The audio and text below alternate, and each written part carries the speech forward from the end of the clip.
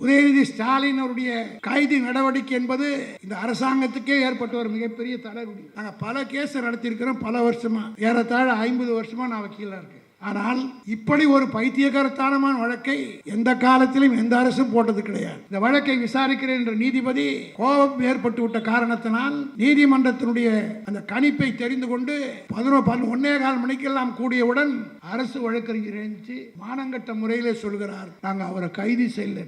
நம்ம தனியார் சுபானியில கேட்கணும்னா புடுங்கிறதுக்காடா இங்கிருந்து அவ்வளவு தூரிட்டு போனீங்க? எந்த போலீஸ் ஸ்டேஷனை கொண்டு போய் அவரை நீங்க வாக்குமூலம் வாங்க வேண்டும் என்று நினைத்தீர்களோ அந்த போலீஸ் ஸ்டேஷனையே கொண்டு போக முடியவில்லை. பாதியிலேயே திரும்பி வர வேண்டிய நிலை வந்தது சொன்னால் அதுதான் திமுக என்பதை விஜய் புரிந்து கொள்ள வேண்டும். இதுவே ஒரு மிகப்பெரிய தலகுனி. இந்த புரியாம இந்த அதனப்பரிசி ஒரு மந்திரி இருக்கிறான், லாட்டரி சீட்டு வித்து பெரிய மனுஷனானவன். அவர் சட்டமன்றத்தில் சொல்கிறார், உதயநிதி ஸ்டாலினை கைது செய்ய போன போது 2 மணி நேரம் அவர் வரல என்றார். எவ்வளவு பெரிய தவறான ஸ்டேட்மெண்ட். அரசாங்கத்தினுடைய வக்கீல் நாங்கள் அவரை கைது செய்யவில்லை, ஸ்டேட்மெண்ட் வாங்க போகிறோம் என்று தான் சொன்னார்கள். ஆனால் இந்த அமைச்சர் கைது செய்ய போன போது 2 மணி நேரம் பாத்ரூம்ல பூந்துட்டு இருந்தார் சொன்னா எவ்வளவு பெரிய அயோக்கியத்தனம். குறிப்பா திருவத்தூர்ல மாணவன் சாகடிக்கப்படுகிறான் என்று சொன்னால் யாராவது இனிமேல் பள்ளிக்கூடத்துக்கு, அரசாங்க பள்ளிக்கூடத்துக்கு பசங்களை அனுப்புவாங்க நினைக்கிறீங்க? மாற்றம் சொன்னார்கள். இதுவரையிலும் கடையில தான் கெஞ்சா வித்துனாங்க. மாடியிலேயே சென்னையிலே, அது திக்லி பாப்புலேட்டட் ஏரியா இந்த ஆர்கே நகர், திருவத்தூருக்கு பக்கத்தில் இருக்கக்கூடிய இந்த புதுவண்ணாரப்பேட்டை பகுதியில், புதுவண்ணாரப்பேட்டையில் தான் இந்த வீடு இருக்கு. யாரான்னு கேட்டா வாவசி நகரா, உனக்கு தெரியுமா? அப்போ நொட்டோரியஸ் பர்கர் தான். தனியரசுக்கு தெரிஞ்சிருக்குது அவர்னா போலீஸ் தெரியாம இருக்குன்னு அர்த்தம். பிடிச்சி உள்ள போட்டுருக்கணுமா இல்லையா அவர்? ஆக தாவே காவலில் இருக்கிறவங்க பூரா போலீஸ்காரங்க யாரும் இப்போ ஃபங்க்ஷன் பண்றதே கேட்டேன். போலீஸ் ஆஃபீஸர்ஸ்க்கு 4-5 பேர் நான் கேட்டேன், ஏங்க இவ்வளோ ஒரு லெத்தார்ஜிக்கா இருக்கிறீங்கன்னா, யார் சார் எவனோ வந்து எம்எல்ஏங்கிறான். ஒரு மந்திரி எல்லார் பேரையும் சொன்னாங்க. ரமேஷ் ஒரு மந்திரி, அவர் தான் முதல் ஊழல் ஆரம்பிச்சவர். அவருக்கு இன்னும் திமிர் இருந்தா, கொழுப்பு இருந்தா, சட்டசபையில் நீங்க கூட சுதர்சனம் காட்டுகிற போது அவர் ரைட் ஹேண்ட காமிச்சார். அது கேபி இது சங்கர் வலது கையை காமிச்சார். அவன் வலது காமிச்சு கடையை காட்டியே பேசுறது. சட்டசபையில் எல்லாருமேலையும் இடது கையை காட்டி பேசுறான். அது எவ்வளவு திமிரு, எவ்வளவு ஆணவம். இடது கையில காட்டி ஒருவன் பேசுகிறான் என்றால் ஆணவத்தின் உச்சியிலே இருக்கிறான் என்று அர்த்தம். வேற எதுனா சொன்னா வேற மாதிரி ஜாதின்னு சொல்லுவாங்க. ஆக அந்த ஆதிக்க திமிரோடு அவர் லெப்ட் ஹேண்ட காமிச்சு பேசுறார். உதயநிதியை பற்றி பேசுகிற போது, தலைவரை பற்றி பேசுகிற போது, திமுக காரர் பற்றி நான் அவனை பார்த்து கேட்கிறேன், அந்த கையிலடா நீ சோறு துன்ற? நான் ஏன் பேசல என்ன பார்த்து கேட்கறாங்க.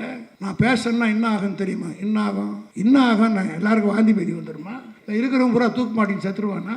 இன்னும் அவ்வளவு பெரிய ஆள் 5 நிமிஷம் பேசினேன். ஆகையினால் நான் பேச ஆரம்பித்தால் பேசுறது தானே சட்டமன்றம். அது மட்டும் இல்ல, என் டேபிளில் 3 ஆடிட் ரிப்போர்ட் இருக்குதுன்னு யாருக்கிட்ட கூப்பிடுறா? ஒரு மோடி மஸ்தானை போல முதலமைச்சர் இன்றைக்கு அதை நான் திறப்பேன். நான் இந்த திருவத்தூர் கூட்டத்திலிருந்து சவால் விட்டுட்டு போறேன். உனக்கு தைரியம் இருந்தால் வை, அதை பற்றி கவலை இல்லை.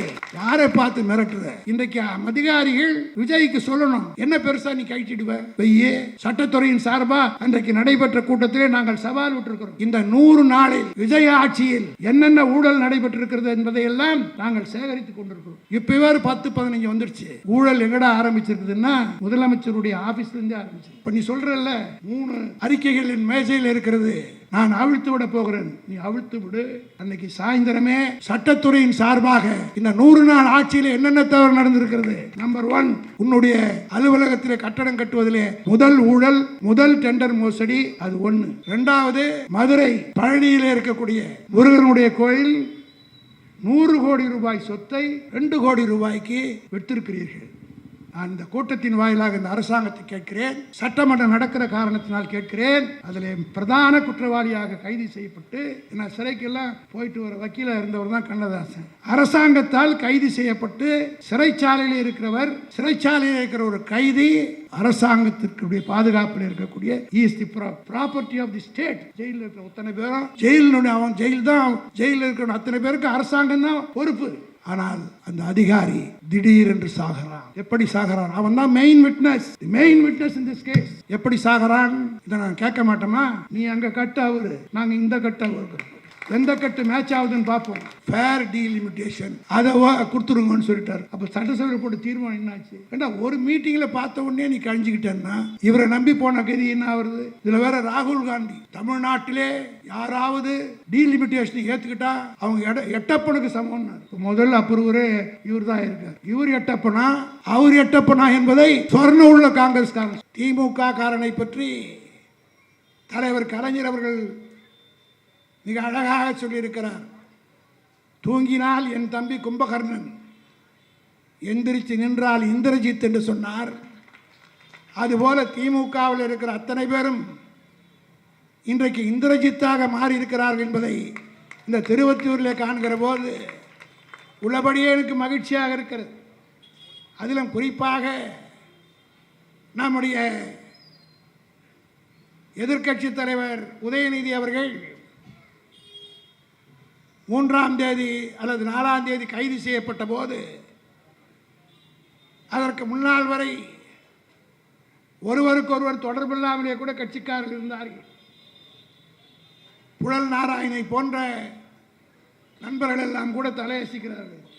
காரணம் அவர் போயிட்டு வந்தவர் கூடவே. ஆக அப்பொழுதெல்லாம் இருந்த நிலை காலையிலே ஒரு 9 மணிக்கு உதயநிதி ஸ்டாலின் கைது செய்யப்பட்டார் என்ற செய்தி வந்தவுடன் வீட்டிலே இருந்த அத்தனை தொண்டனும் வீதிக்கு வந்து ஒரே நாளில் 1,00,000 பேர் கைதியாகக்கூடிய அளவுக்கு தமிழ்நாட்டிலே ஒரு மாபெரும் இயக்கம் உண்டு என்று சொன்னால் எந்த அறிவிப்பும் இல்லை, யாரையும் அழைக்கவில்லை, தானாக வந்து களத்தில் நின்றான் என்று சொன்னால் திராவிட முன்னேற்ற கழகத்திற்கு மட்டுமல்ல, தமிழ்நாட்டுக்கு ஒரு ஆபத்து வந்தால் முதல்ல நிற்கக்கூடியவன் திமுக காரன் தான் என்பதை நாம் நிரூபித்து காட்டினோம். அது மட்டுமல்ல, உதயநிதி ஸ்டாலின் அவருடைய கைது நடவடிக்கை என்பது இந்த அரசாங்கத்துக்கே ஏற்பட்ட ஒரு மிகப்பெரிய தலைகுடி. ஏனென்று சொன்னால் அவர் முதல் நாள் தஞ்சாவூரில் பேசுகிறார். பேசியவுடன் அடுத்த நாள் காலையிலே கைது செய்யப்படுகிறார். நானும் அவர் பேச்சை தொடர்ந்து கேட்டுக்கொண்டு தான் இருக்கிறேன். நம்ம சுதர்சனம் இங்கே இருக்கிற பல வக்கீல் இருக்கிறாங்க, கண்ணதாசனை போன்றவர்கள்லாம் நாங்கள் பல கேஸை நடத்தியிருக்கிறோம். பல வருஷமாக, ஏறத்தாழ 50 வருஷமாக நான் வக்கீலாக இருக்கேன். ஆனால் இப்படி ஒரு பைத்தியகரத்தனமான வழக்கை எந்த காலத்திலும் எந்த அரசும் போட்டது கிடையாது. ஆனால் போட்டு விட்டார்கள். போட்டதற்கு பின்னால் எவ்வளவு பெரிய காவல், மிகப்பெரிய காவல்துறை அதிகாரிகள் எல்லாம் அங்கே வந்து நின்று அவரை கைது செய்ய வேண்டும் என்று எல்லா விதமான நடவடிக்கை எடுத்தார்கள். ஆனால் திமுகவினுடைய சட்டத்துறை உடனடியாக நீதிமன்றத்தில் வழக்கு தாக்கல் செய்து 12 மணி வரை தொடக்கூடாது என்று உத்தரவு வாங்கிய கட்சி திமுகன்றதை மறந்துடக்கூடாது. அதற்கு பிறகு கைது செய்து போனார்கள். யார் சொன்னார்களோ அட்வொகேட் ஜெனரல் சொல்லியிருப்பார் என்று கருதுகிறேன். காரணம் என்னவென்று கேட்டால், அதுக்காக தான் இந்த வக்கீல்கள் நடத்தணும் இந்த கூட்டத்தை சொன்னேன். இந்த வழக்கை முழுமையாக பொதுமக்களுக்கு விளக்க வேண்டியது நம்முடைய கடமை. எவ்வளவு பெரிய ஒரு தவறான நடவடிக்கை இந்த அரசாங்கம் செய்திருக்கிறது என்று அதிகாரிகள் போய் கைது செய்து தஞ்சாவூருக்கு அழைத்து கொண்டு போகிறார்கள். ஆனால் நீதிமன்றத்திலே ஒரு 12 மணி வரை கைது செய்யக்கூடாது என்று உத்தரவு போட்டவுடன் இடையிலே 11 மணிக்கெல்லாம் கைது செய்துட்டார்கள். நீதிமன்றம் இதை ரொம்ப சீரியஸாக பார்க்கும். சம்பந்தப்பட்ட அதிகாரிகள் எல்லாம் நாளைய தினம் நீதிமன்றத்தில் ஆஜராக வேண்டிய நிலை வந்துவிடும் என்று ஒரு கால் அட்வொகேட் ஜெனரல் அரசாங்கத்துக்கு சொல்லியிருப்பார் என்று நான் கருதுகிறேன். ஆகவே அந்த 12 மணிக்கு அவரை கைது செய்து 11 மணியில் கைது செய்து வேனில் அழைச்சி கொண்டு போகிறார்கள். அதற்குள்ளாகவே பகல் 1 மணி 12 மணிக்கு இந்த வழக்கை விசாரிக்கிறேன் என்ற நீதிபதி கோபம் ஏற்பட்டு விட்ட காரணத்தினால் நீதிமன்றத்தினுடைய அந்த கணிப்பை தெரிந்து கொண்டு 1:15 மணிக்கெல்லாம் கூடியவுடன் அரசு வழக்கறிஞர் எழுந்துச்சு மானங்கட்ட முறையிலே சொல்கிறார், நாங்கள் அவரை கைது செய்யலை. இங்கே நம்ம தனியார் சுபானியில் கேட்கணுன்னா பிடுங்கிறதுக்காடா இங்கேருந்து அவ்வளோ தூரம் விட்டுட்டு போனீங்க. கைது செய்யாமல் இங்கேருந்து தஞ்சாவூர் வரல விட்டுட்டு போகிறதுக்கு என்ன அவசியம்? ஒரு ஸ்டேட்மெண்ட் ரெக்கார்ட் பண்ணோன்னா வாக்குமூலம் வாங்குவதற்காகத்தான் அவர் அழைத்து கொண்டு தஞ்சாவூருக்கு போகிறேன்னு உங்களால் செய்ய முடிந்ததா? எந்த போலீஸ் ஸ்டேஷனில் கொண்டு போய் அவரை நீங்கள் வாக்குமூலம் வாங்க வேண்டும் என்று நினைத்தீர்களோ அந்த போலீஸ் ஸ்டேஷனையே கொண்டு போக முடியவில்லை. பாதியிலேயே திரும்பி வர வேண்டிய நிலை வந்ததுன்னு சொன்னால் அதுதான் திமுக என்பதை விஜய் புரிந்து கொள்ள வேண்டும். இதுவே ஒரு மிகப்பெரிய தலகுனி. இதை புரியாமல் இந்த அதனப்பரிசி ஒரு மந்திரி இருக்கிறான், லாட்ரி சீட்டு விற்று பெரிய மனுஷனானவன், ஆதவா அர்ஜுனாவோ எந்த அர்ஜுனாவோ வளர்ந்து கட்டவன் சொல்கிறீங்களா? அதெல்லாம் எனக்கு தெரியாது. வளர்ந்தவனா குட்டியானது நான் பார்த்ததே கிடையாது. திமுக காரன் தான் பார்த்து எனக்கு பழக்கமே தவிர வேறு கட்சிக்காரங்க நான் முகத்தில் பார்த்ததே கிடையாது. ஆகவே அவர் வளர்ந்தவரா குட்டையா நட்டையான்னு எனக்கு தெரியாது. அவர் சட்டமன்றத்தில் சொல்கிறார், உதயநிதி சாதனை கைது செய்ய போன போது 2 மணி நேரம் அவர் வரலன்றார். எவ்வளோ பெரிய தவறான ஸ்டேட்மெண்ட்டு. அரசாங்கத்தினுடைய வக்கீல் நாங்கள் அவரை கைது செய்யவில்லை, ஸ்டேட்மெண்ட் வாங்க போகிறோம் என்று தான் சொன்னார்கள். ஆனால் இந்த அமைச்சர் கைது செய்ய போன போது 2 மணி நேரம் பாத்ரூமில் பூந்துட்டு இருந்தான்னு சொன்னால் எவ்வளோ பெரிய அயோக்கியத்தனம். இதையெல்லாம் பொதுமக்கள் மத்தியில் விளக்க வேண்டும் என்பதற்குத்தான் இந்த கண்டன கூட்டம். இங்கே பேசிய எல்லோரும் பேசினாங்க. அதில் தனியரசு தெளிவாக பேசினார். KP சங்கர் அவர்கள் பள்ளிக்கூடம்னா எப்படி திமுக ஆட்சியில் இருந்துன்னார். பீரியாடு இதெல்லாம் இந்த 2-3 மாத காலத்தில் தமிழ்நாட்டில் இதுவரை நடக்காத கேவலமான சம்பவம்லாம் நடக்குது. குறிப்பாக திருவத்தூரில் மாணவன் சாகடிக்கப்படுகிறான் என்று சொன்னால் யாராவது இனிமேல் பள்ளிக்கூடத்துக்கு, அரசாங்க பள்ளிக்கூடத்துக்கு பசங்களை அனுப்புவாங்க நீங்கள் நினைக்கிறீங்க? புள்ளக்குட்டி பெற்றவங்க அனுப்புவாங்க நீங்கள் நினைக்கிறீங்க? அப்படி ஒரு பயம் இந்த ஆட்சியில் வந்து விட்டது. காரணம் என்னவென்று கேட்டால், கல்லூரியிலே படிக்கக்கூடிய மாணவர்கள் இருக்க வேண்டிய இடத்துல கஞ்சா, என்னென்னமோ வகை வகையான போதைப் பொருள் எல்லாம் எங்கே கிடைக்குதோ இல்லையோ பள்ளிக்கூடத்திலும் காலேஜிலும் கிடைக்குது என்று ஒரு தகவல் வந்து கொண்டிருக்கிறது. நம்முடைய உதயநிதி ஸ்டாலின் அவர்கள் மிக அழகாக சட்டமன்றத்தில் விஜய் பார்த்து சொன்னார், எங்கள் ஆட்சியில் உங்கள் ஆட்சியில் இருந்தான் இருந்ததுன்னு சொன்னார். உடனே நம்ம உதயநிதி எந்திரிச்சு சொன்னார், எங்கள் ஆட்சியில் இல்லை, எங்கள் ஆட்சியில் கட்டுப்படுத்தப்பட்டிருந்தது. அந்த துறையினுடைய அதிகாரியாக இருந்தவங்கெல்லாம் அவங்களுக்கெல்லாம் சிறந்த முறையில் பணியாற்றினாங்க. இப்போ தான் நீங்கள் பரிசு கொடுத்துட்டே வந்திருக்கீங்க. அதாவது நம்ம சங்கர் சொன்ன மாதிரி சிஎம்க்கு ஆக்ஷன் இன்ஆக்ஷன் எதுவும் தெரியல. சுதந்திர தினத்தில் போய் அன்னைக்கு போதை பொருள் பிடிக்கிற இலாக்காவில் யார் யார் திமுக ஆட்சியில் இருந்தாங்களோ அவங்களுக்கெல்லாம் பரிசு கொடுக்குறாரு. அடுத்த நாள் திமுக ஆட்சியில் தான் போதைப் பொருள் இருக்குன்னு மந்திரிகளும் மற்றவங்க பேசுகிறான். அது மட்டுமல்ல, அந்த துறைக்கு தலைவராக இருந்தவர் தான் இன்னைக்கு சென்னைக்கு போலீஸ் கமிஷனரு. அந்த துறையினுடைய அந்த நார்காட்டிக்ஸ் டிபார்ட்மெண்ட்டை பார்த்தவனுடைய அந்த டிஜிபியாக இருந்தவர் தான், டிஐஜியாக இருந்தவர் தான் இன்றைய தினம் சென்னை போலீஸ் கமிஷனராக இருக்கார். இது அழகாக சட்டமன்றத்தில் உதயநிதி போட்டு கேட்டபோது பதில் சொல்வதற்கு முதலமைச்சரால் முடியவில்லை. இங்கே பேசியவர்களெல்லாம் குறிப்பிட்டதைப் போல இந்த 3 மாத காலத்தில் தமிழ்நாட்டிலே எத்தனை கொலைகள். நான் அந்த ஊர் கூட போல, இந்த திருவொற்றியூரை ஒட்டியே சொல்கிறேன். ஆர்கே நகர்லேயே ஒரு பாலியல் குற்றச்சாட்டு, காசிமேட்டில் 3 வயசு பொண்ணு, இந்த பக்கம் கும்முடு பொண்ணில் 3 வயசு குழந்தைய கற்பழிச்சிருக்கிறாங்க. எல்லாம் யார்? அத்தனை பேரும் தாவேக்கா. காசிமேட்டுக்கு பக்கத்தில் ஒரு பெண்ணை கற்பழிக்க முயற்சி செய்திருக்கிறான் தாவேக்காக்காரன். அதை விட சென்னையில் செடி வைக்கிறதுக்கே இடம் கிடையாது. ஆனால் ஆர்கே நகரில் தாவேக்காக்காரு கஞ்சா செடியே மாடியில் வளர்த்துருக்கோம். இதான் மாற்றம். மாற்றம்னு சொன்னார்ல, இதுவரையிலும் கடையில் தான் கஞ்சா விற்றுருந்தானுங்க. இப்போ மாடியிலேயே சென்னையிலே, அதுவும் திக்லி பாப்புலேட்டட் ஏரியா இந்த ஆர்கே நகர், திருவொற்றியூருக்கு பக்கத்தில் இருக்கக்கூடிய இந்த புதுவண்ணாரப்பேட்டை பகுதியில், புதுவண்ணாரப்பேட்டையில் தான் இந்த வீடு இருக்குது. யாரான்னு கேட்டால் மாவஸ் நகரா உனக்கு தெரியுமா? அப்போ நொட்டோரியஸ் பர்கர் தான். ஆக தனியரசுக்கு தெரிஞ்சிருக்குது அவர்னா போலீஸ் தெரியாமல் இருக்குன்னு அர்த்தம். பிடிச்சி உள்ளே போட்டிருக்கணுமா இல்லையா அவரை? ஆக தாவேக்காவில் இருக்கிறவங்க பூரா போலீஸ்காரங்க யாரும் இப்போ ஃபங்க்ஷன் பண்ணுறதே கேட்டார். போலீஸ் ஆஃபீஸர்ஸுக்கு 4-5 பேர் நான் கேட்டேன், ஏங்க இவ்வளோ ஒரு லெத்தார்ஜிக்காக இருக்கிறீங்கன்னா, யார் சார் எவனும் வந்து எம்எல்ஏங்கிறான், ஊர் பேர் தெரியல, நேராக ஸ்டேஷனில் வந்து மேஜ மேலேயே கை வச்சு பேசுகிறான். இதாக கை வச்சாலும் பயமாக இருக்குது, எதையும் செய்வதற்கு இல்லை.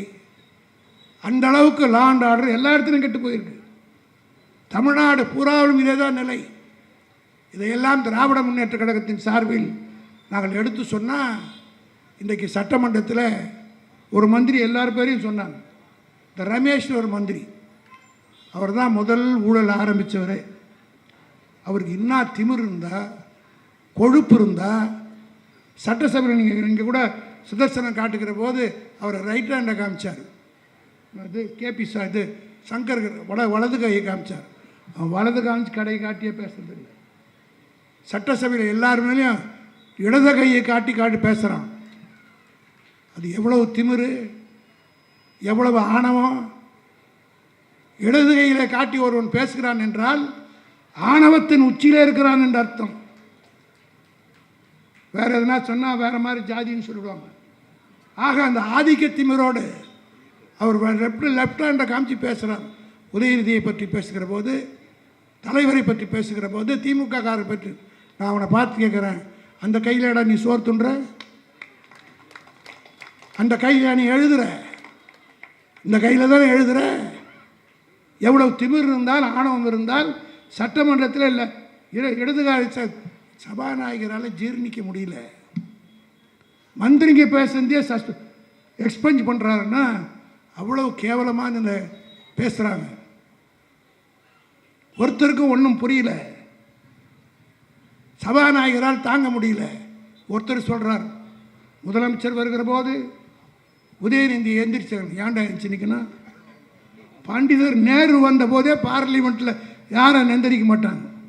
ஒரு முறை பார்லிமெண்ட்டில் 1957 பண்டிதர் நேரு அவர்கள் பார்லிமெண்ட்டுக்கு வருகிற போது ஆர்வத்தின் காரணமாக ஒரு காங்கிரஸ் பெண் உறுப்பினர் எழுந்து நின்றுட்டுருக்காங்க.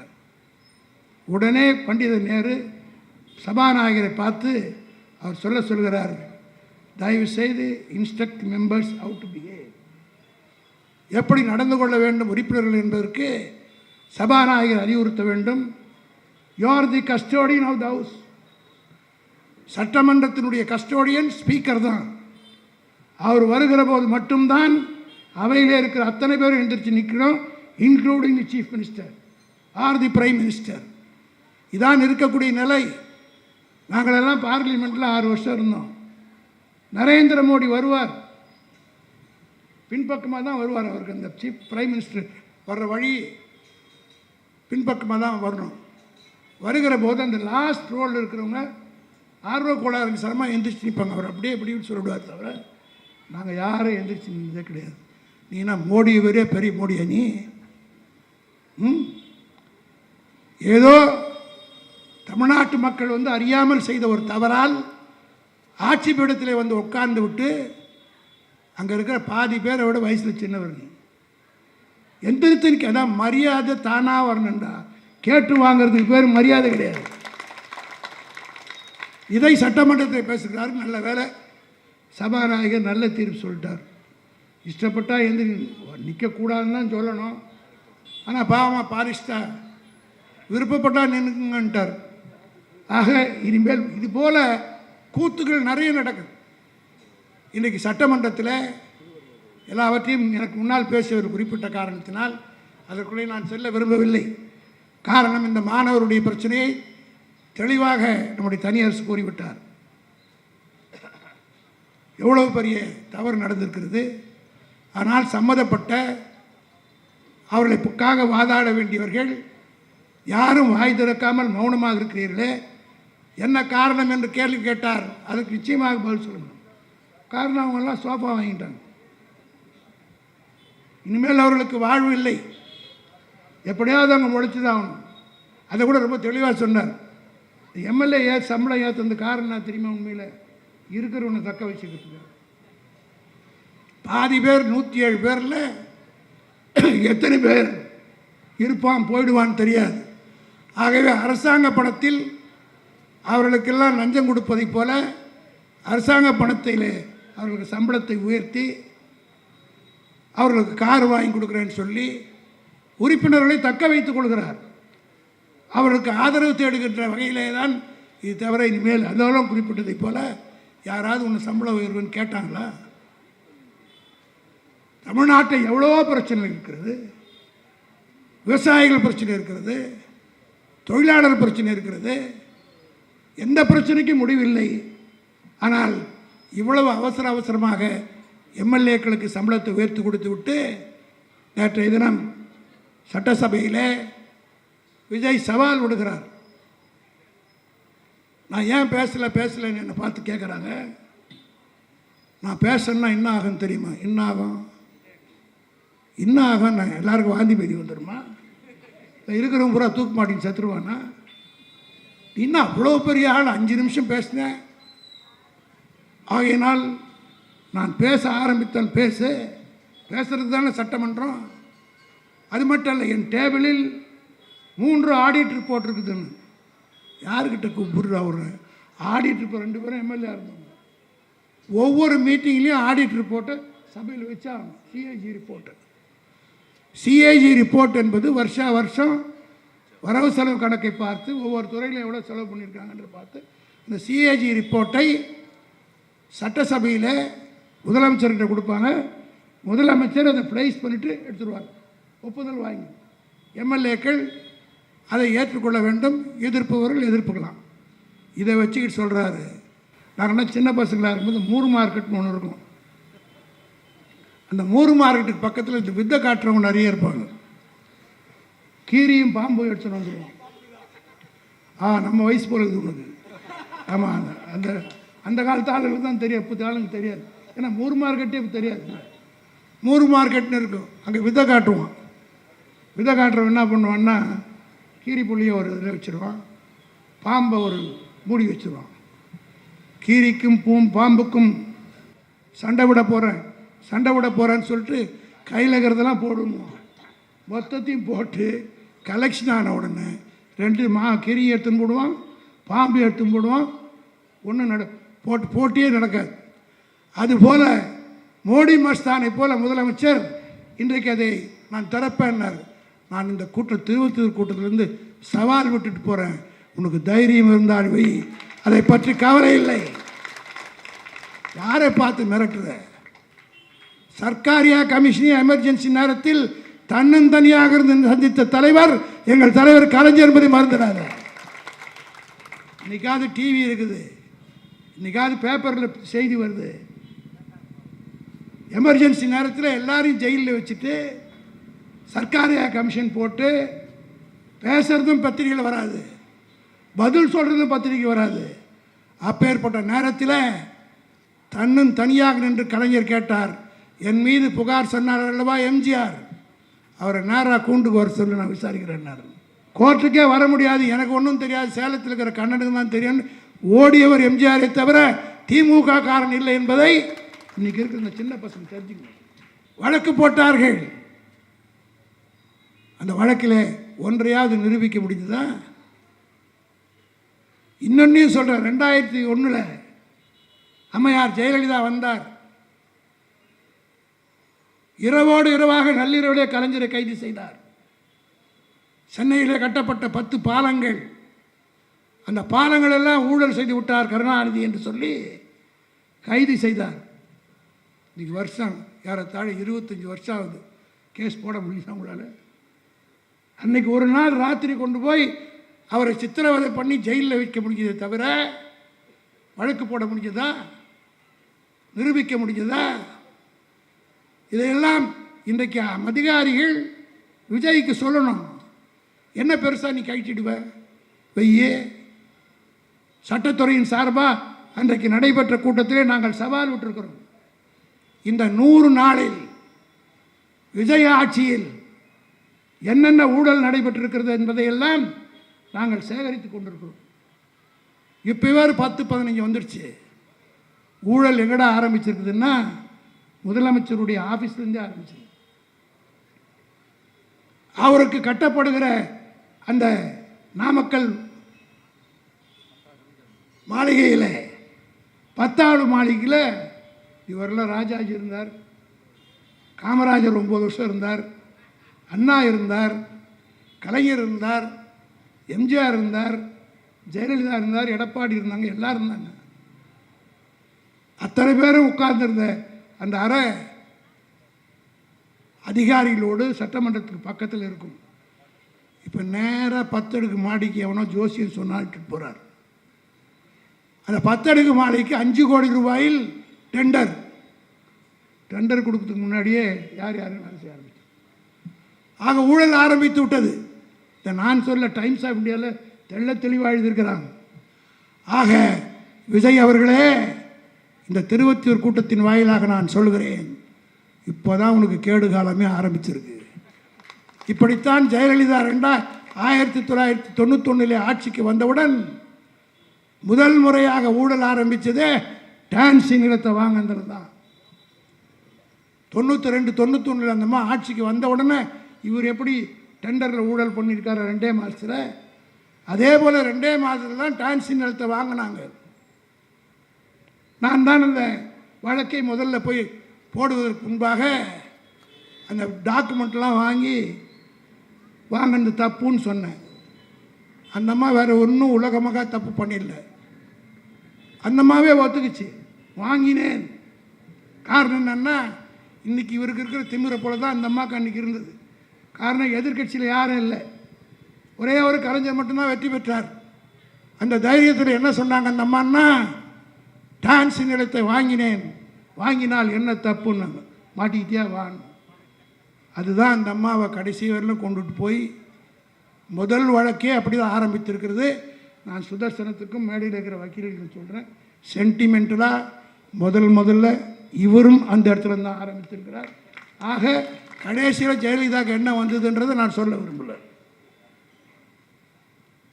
அதற்கு அடுத்து இப்போ நீ சொல்கிறல்ல 3 அறிக்கைகளின் மேஜையில் இருக்கிறது, நான் அவிழ்த்து விட போகிறேன். நீ அவிழ்த்து விடு. அன்னைக்கு சாயந்தரமே சட்டத்துறையின் சார்பாக இந்த 100 நாள் ஆட்சியில் என்னென்ன தவறு நடந்திருக்கிறது. நம்பர் 1, உன்னுடைய அலுவலகத்தில் கட்டடம் கட்டுவதிலே முதல் ஊழல், முதல் டெண்டர் மோசடி, அது 1. 2வது, மதுரை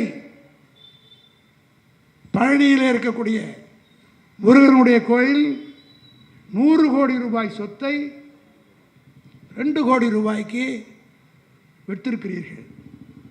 நான் இந்த கூட்டத்தின் வாயிலாக இந்த அரசாங்கத்தை கேட்கிறேன், சட்டமன்றம் நடக்கிற காரணத்தினால் கேட்கிறேன்.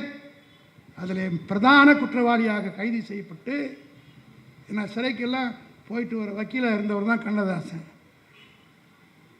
அரசாங்கத்தால் கைது செய்யப்பட்டு சிறைச்சாலையில் இருக்கிறவர், சிறைச்சாலையில் இருக்கிற ஒரு கைதி அரசாங்கத்திற்குடைய பாதுகாப்பில் இருக்கக்கூடிய is the property of the state. ஜெயிலில் இருக்கிற அத்தனை பேரும் ஜெயிலினுடைய அவன் ஜெயிலில் இருக்கிற அத்தனை பேருக்கு அரசாங்கம் தான் பொறுப்பு. ஆனால் அந்த அதிகாரி திடீரென்று சாகிறான். எப்படி சாகிறான்? அவன் தான் main witness, the main witness in this case. எப்படி சாகிறான்? இதை நான் கேட்க மாட்டோமா? நீ அங்கே கட்டு, அவரு நாங்கள் இந்த கட்டு, அவருக்கு எந்த கட்டு மேட்ச் ஆகுதுன்னு பார்ப்போம். இது உலக மகா தப்பு. அது கூட நீ கேஸை போட்டு நடத்தி என்னென்ன சாட்சி, என்ன டெண்டர்னா எல்லாரும் சேர்மனாக இருந்தவங்க யாரும் இல்லைங்க. நாங்கள்லாம் சேர்மனாக இருந்த போதாவது எங்களுக்கு அதிகாரம் இருந்தது. டெண்டரில் இன்னும் அதிகாரிகள் அமைச்சரோ மற்றவரோ ஒன்றும் செய்ய முடியாது, எந்த அதிகாரம் கிடையாது. எல்லா டெண்டர் கூப்பிட்றதுலேருந்து டிஸ்போஸ் பண்ணுறதுலேருந்து எல்லாமே அதிகாரி தான். சும்மா படிக்கிறதுக்கு வேணா வேறு மாதிரி இருக்குமே தவிர எந்த மந்திரிக்கும் எந்த அதிகாரமும் கிடையாது. ஒரு சாதாரண ஒரு ரோடு போடுறோன்னு வச்சுங்க, இந்த ரோடை முதல்ல ஜேஇ பார்ப்பார், அதுக்கப்புறம் வந்து பார்ப்பார். அதுக்கப்புறம் ஏசி பார்த்து தான் செக்கை பாஸ் பண்ணி செக்கு கொடுப்பார். இது கவுன்சிலருக்கோ மண்டல தலைவருக்கோ எந்த பொறுப்பு கிடையாது. இது கூட தெரியாமல் இன்றைக்கு ஆட்சி நடத்துகிற இவர்கள் எங்களை பார்த்து குறை சொல்லி கொண்டிருக்கிறார்கள். இதுபோல் இதுக்கு 1, 2, 3வது 6 கஸ்டோடியன் டெத்து, லாக்அப் டெத்து 6, அதை மொத்தத்தையும் சேகரித்து வச்சிருக்கிறோம். இதே போல ஒவ்வொரு இடத்துல நடந்திருக்கிற ஊழல் அண்ணாமலை வேறு சொல்லியிருக்கிறார், எங்கெங்கே கமிஷன் வாங்கியிருக்கிறாங்க.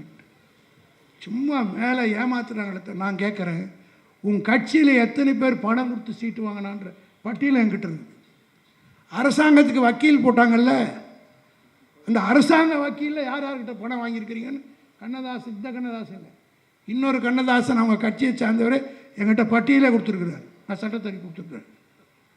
யார் யார் எவ்வளோ ரேட்டு கொடுத்துருக்காங்க, யார் யார்கிட்ட கொடுத்துருக்காங்க, யாருடைய ரெக்கமெண்டேஷன் என்பதையெல்லாம் எங்ககிட்ட இருக்குது. நீங்கள் இந்த கட்டா வருங்க, நாங்கள் இந்த கட்டா இருக்கோம். ஆக திமுக காரங்கிட்ட மோதி வென்றதா சரித்திரம் இல்லை என்பதை விஜய் புரிஞ்சுக்கணும். யார்கிட்ட மிரட்டுற, யாரை பூச்சாண்டி காட்டுற? இப்போ தனியரசுக்கு வந்த கோபமே என்ன காரணம்? சைலண்ட்டாக அவர் இருந்தவர் தான். நான் ரொம்ப நாளாக பார்க்குறேன், நான் இன்றைக்கி பேசுகிற பேச்சு மாதிரி இல்லை. இதுதான் திமுக கட்சிக்கு சோதனை வந்தான்னா ஊமை கூட பேச ஆரம்பித்து விடுவான் என்பதை மறந்து விடாது. என்ன சாதித்தாய்? இந்த 100 நாள் என்ன பண்ண? தமிழ்நாட்டுக்கே சம்மதம் இல்லாதவனுக்கெல்லாம் பதவி. கர்நாடகத்தில் 3 பேரை சுடுறாங்க. தமிழ்நாட்டை சார்ந்த 3 பேரை சுடுறான். கர்நாடகத்தை சார்ந்தவனுக்கு ஒரு பதவி கொடுத்து வச்சிருக்கார். அவர் தான் தமிழ்நாட்டுக்கு சிறப்பு பிரதிநிதி டெல்லியில். அது மட்டும் இல்லை, இதை விட மிகப்பெரிய ஊழல் ஒன்று. 11 மதுபான கடைகள், கம்பெனிங்க, இந்த பிராண்டி விஸ்கிலாம் தயார் பண்ணுறாங்க பாருங்க. இந்த கம்பெனி 11 கம்பெனிக்கு ஏற்கனவே அந்த கம்பெனிலாம் சப்ளை பண்ணக்கூடாது. காரணம், அதில் ஏதோ மிக்சிங் இருக்குதுன்னு சொல்லி தடை செய்யப்பட்டு டெல்லியில் நடைபெற்ற அந்த ஊழலில் இந்த கம்பெனிலாம் சம்மந்தப்பட்டிருக்குது. அந்த கம்பெனிகளுக்கு லைசன்ஸ் கொடுக்கக்கூடாதுன்னு தடை போடுது விஜய் அரசு. 24 மணி நேரத்தில் கேன்சல் பண்ணிவிட்டு அதே கம்பெனிக்கு நீங்கள் கொடுத்தீங்கன்னு சொன்னால் நாங்கள் சும்மா இருப்போம்னு நினைக்கிறேன். ஓப்பன் பண்ணால் நாங்கள் வெளியில் வைக்க மாட்டோம், கேள்வி கேட்போம்ல. ஆக துட்டு கொடுத்து சூன்யம் வச்சுக்காது, அவ்வளோதான் நான் சொல்லுவேன். திராவிட முன்னேற்ற கழகத்துக்காரன் இன்றைக்கு ஒவ்வொரு இடத்துலையும் வருகிற தகவலில் நாங்கள் சேமித்த சட்டத்துறை. அதுக்காக தான் உதயநிதி ஸ்டாலின் அவர்கள் ஞாயிற்றுக்கிழமை சனிக்கிழமை என்று நடைபெற்ற அந்த வழக்கறிஞருடைய கூட்டத்தில் மிக தெளிவாக சொல்லிட்டார். ஞாயிற்றுக்கிழமை 16ஆம் தேதி நடைபெற்றது. ஒவ்வொரு ஊர்லேயும் நடக்கக்கூடிய தவறுகளை சட்டத்துறையின் சார்பாக சேகரித்து வழக்கு போட்டு இவர்களை நீதிமன்றத்தில் நிறுத்துவதற்கு சட்டத்துறை தயாராக இருக்க வேண்டும் என்று சொல்லியிருக்கிறார்.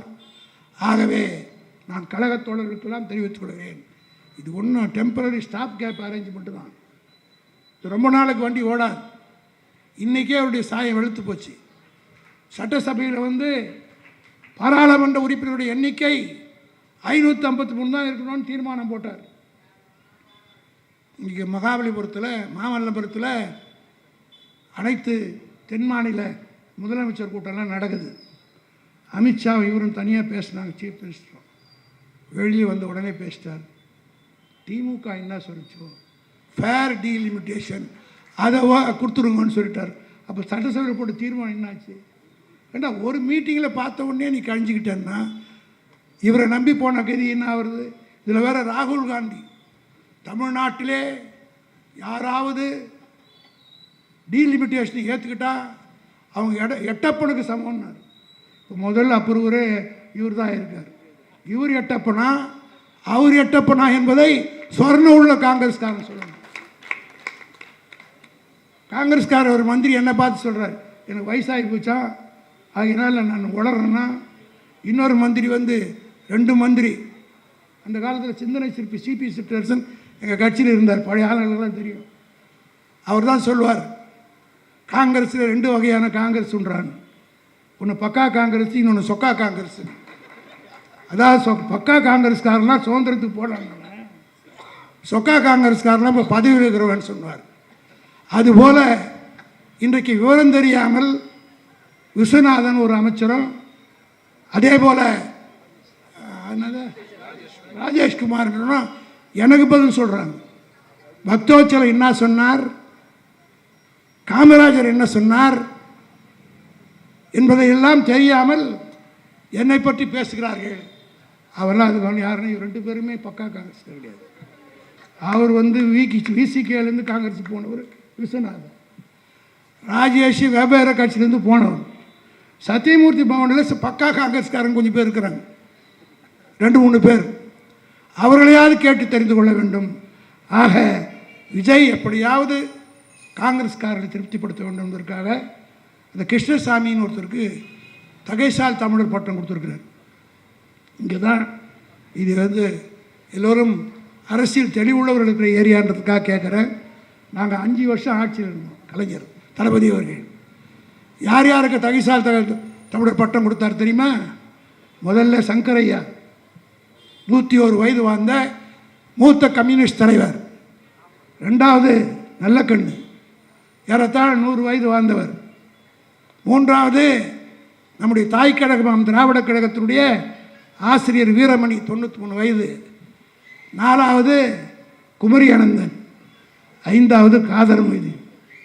இந்த முறை தளபதி முதலமைச்சராக இருந்திருந்தால் இந்த வரிசையிலே நீங்கள் ஒப்பிட்டு பார்ப்பீர்களானால் இன்றைக்கு உயிரோடு இருக்கக்கூடிய மூத்த தலைவர் மரியாதைக்குரிய டாக்டர் ராமதாஸ் அவர்கள்.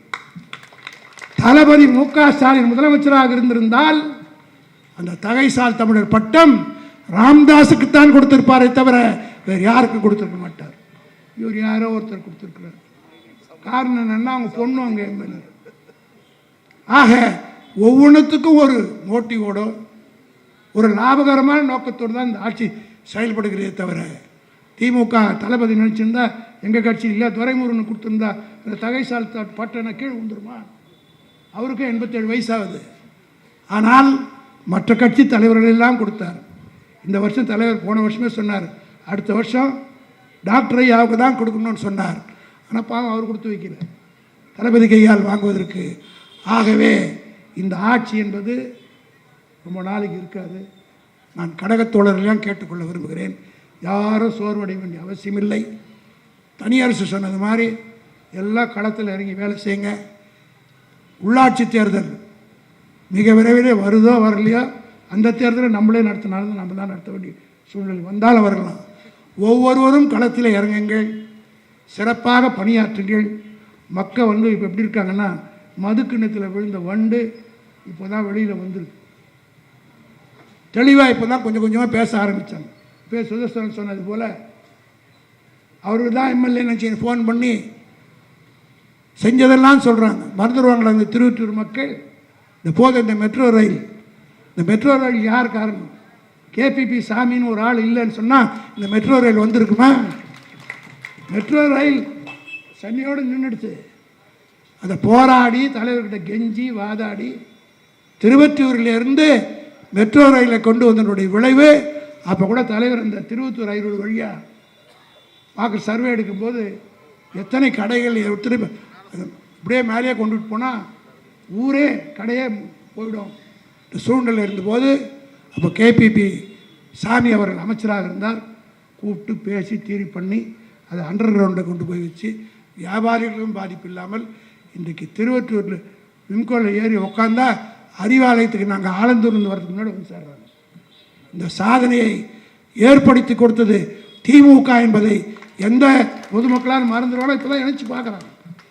ட்ரெயினில் போகும்போது நினச்சி பார்க்குறான், பஸ்ஸில் போகும்போது எண்ணி பார்க்குறான், காலை சிற்றுணவு சாப்பிடும்போது எண்ணி பார்க்குறான்.